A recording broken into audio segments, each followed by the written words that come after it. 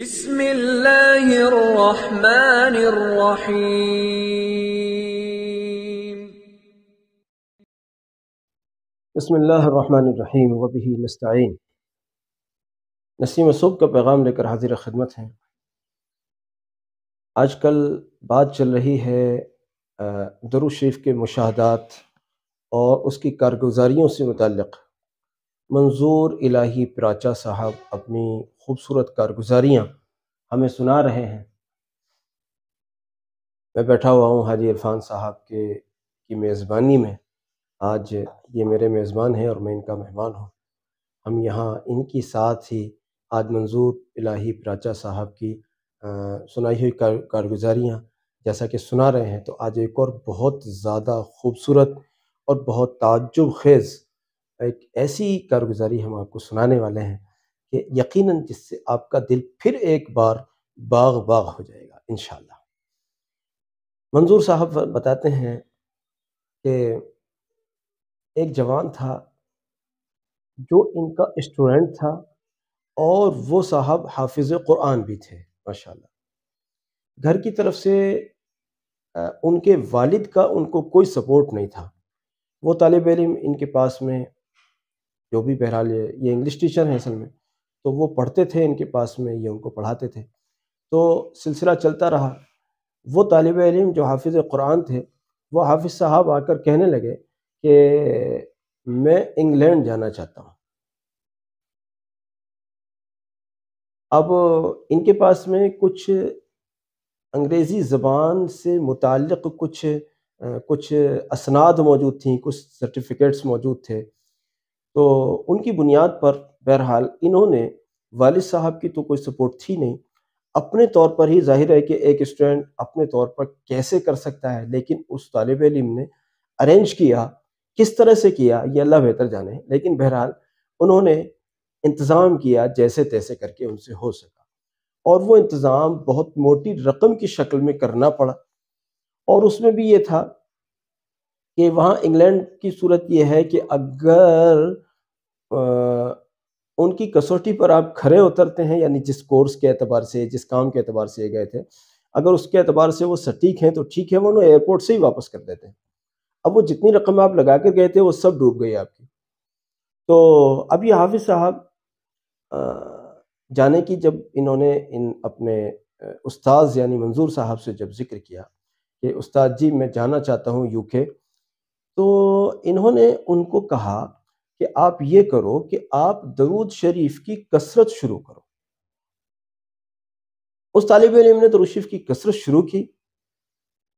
اللہ کی قدرت، ایک اسٹوڈنٹ کے لیے کتنا مشکل ہو سکتا ہے یو کے جانے کے لیے ویزا خریدنا، ٹکٹ کرانا، وہ سارا کچھ انتظام کرنا، جبکہ والد کی سپورٹ نہ ہو۔ تو درود شریف کی برکت یہ رہی ان کی زندگی میں کہ الحمدللہ وہ سارے انتظامات اللہ کے فضل سے ہو گئے۔ یہ بڑے تعجب کی بات ہے، والد کا سپورٹ نہیں ہے اور بھی کوئی ظاہری سپورٹ نہیں ہے، لیکن الحمدللہ انتظام ہو گیا۔ بہرحال وہاں پہنچے۔ اب میں بتا رہا ہوں آپ کو، وہاں یہ گئے کسی انگلش کوئی کلاس کوئی جوائن کرنے کے ارادے سے یہ وہاں پہنچے کہ کوئی کورس کر لوں گا اور اس سے پھر وہاں پر مجھے کوئی مناسب سی جاب مجھے مل جائے گی۔ لیکن جب یہ پہنچے ہیں تو جب امیگریشن کا جو بھی مرحلہ وہاں ہوتا ہے، جو وہاں کی ترتیب ہے، اس کے بعد ان کے مختصر سا ایک انٹرویو ہوتا ہے۔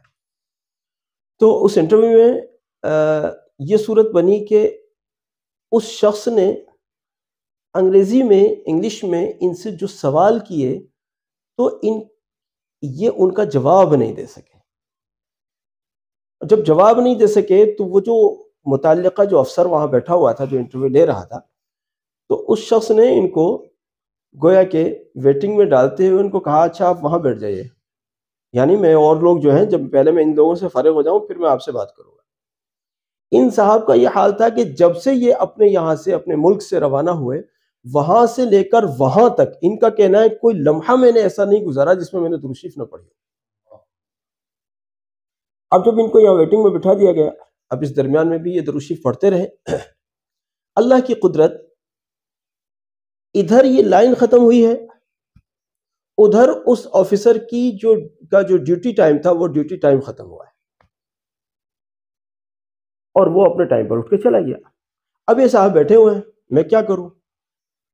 اب جو دوسرا بندہ جو آ کر اس آفیسر کی جگہ پر بیٹھا ہے، اس شخص نے ان کو دیکھا، ان سے کہا بھائی آپ کیسے بیٹھے؟ جیسا وہ صاحب مجھے بٹھا کے گئے ہیں اور میں بیٹھا ہوں اپنے انتظار میں کہ آئیے آپ۔ مزے کی بات یہ ہوئی، دیکھو اللہ کی قدرت، درود شریف کا کرشمہ بتا رہا ہوں آپ کو۔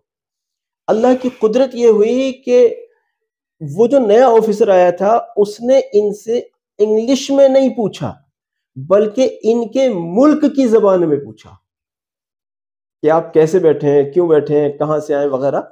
تو ان سے ان کے ملک کی زبان میں پوچھا۔ اب ان کی تو مزے آ گئے، یہ آدمی میرے ملک کی زبان جانتا ہے، اس کا مطلب یہ ہے کہ کچھ نہ کچھ تو رشتہ داری نبھائے گا ہی زبان کی نسبت پر۔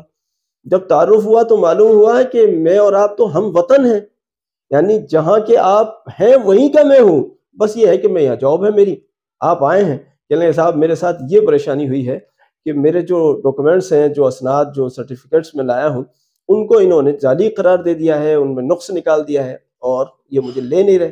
کہنے لگے کوئی بات نہیں، آپ گھبراؤ مت۔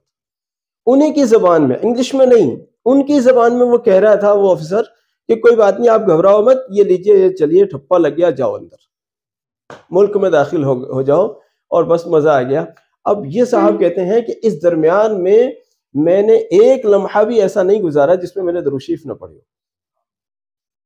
اور یہ طالب علم اللہ کے فضل سے وہاں کوئی جاب وغیرہ بھی مل گئی اور ایڈمیشن بھی ملا۔ پہلے تو ایڈمیشن لینا تھا اصل میں، ایڈمیشن بھی ملا، پھر جاب بھی ملی۔ پھر اب یہ منظور صاحب کہتے ہیں کہ انہوں نے مجھے اتنے مہنگے مہنگے تحفے وہاں سے بھیجے کہ جن کی مالیت 1-1 لاکھ بھی ہوگی، 1-1 لاکھ بھی ہوگی، اتنے مہنگے مہنگے تحفے اس طالب علم نے اپنے استاذ کے لیے اس طور پر بھیجے کہ استاد جی، یہ جو میرے سلیکشن ہوئے اور میرا ایڈمیشن ہوئے فلاں فلاں فلاں، مجھے جو یہاں رہنے کا موقع ملا، یہ دراصل آپ کے بتائے ہوئے اس درود شریف کا طفیل ہے۔ کل بھی ہم نے اس بات کا ذکر کیا تھا کہ وہ طالب علم کس طرح سے سلیکٹ ہوا اور کتنے اعلیٰ درجے کے کس عہدے کے لیے وہ منتخب کیا گیا، اور درود شریف کی برکت سے وہ منتخب ہوا۔ تو درود شریف کی افادیات میں ایک فائدہ یہ بھی سامنے آتا ہے کہ اگر کسی قسم کا کوئی بھی انٹرویو ہے، کوئی ایگزام ہے، کوئی کسی سلیکشن کے لیے آپ کوشش کر رہے ہیں، کسی جاب کے لیے کوشش کر رہے ہیں، یا کسی کاروبار کے لیے کوشش کر رہے ہیں، یا کسی مرض کے سلسلے میں آپ کوشش کر رہے ہیں، یقین جانیے آپ کو درود شریف سے استفادہ کرنا چاہیے۔ مجھے امید ہے کہ یہ جو نئے مشاہدات ہم بیان کر رہے ہیں اس سے آپ کو بہت موٹیویشن مل رہی ہوگی، بہت ترغیب ہو رہی ہوگی۔ تو آپ حضرات کیا سوچ رہے ہیں؟ بس نیت کیجئے، آج سے شروع کریں گے، درود شریف آج سے شروع کریں گے انشاءاللہ۔ تو اللہ رب العزت مجھے بھی آپ کو بھی درود شریف کی خدمات کے لیے اور درود شریف پڑھنے اور پڑھوانے کے لیے قبول فرمائے، ہمارے اس پیغام کو ساری امت تک پہنچانے میں ہمارے معاون بنیے۔ جزاک اللہ۔ السلام علیکم ورحمۃ اللہ وبرکاتہ۔